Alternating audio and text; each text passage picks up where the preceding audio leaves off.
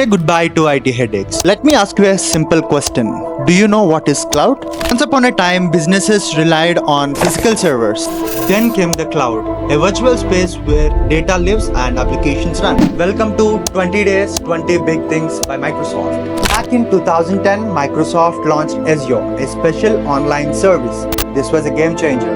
What happened before 2010? Companies needed tons of computers to run programs and store information.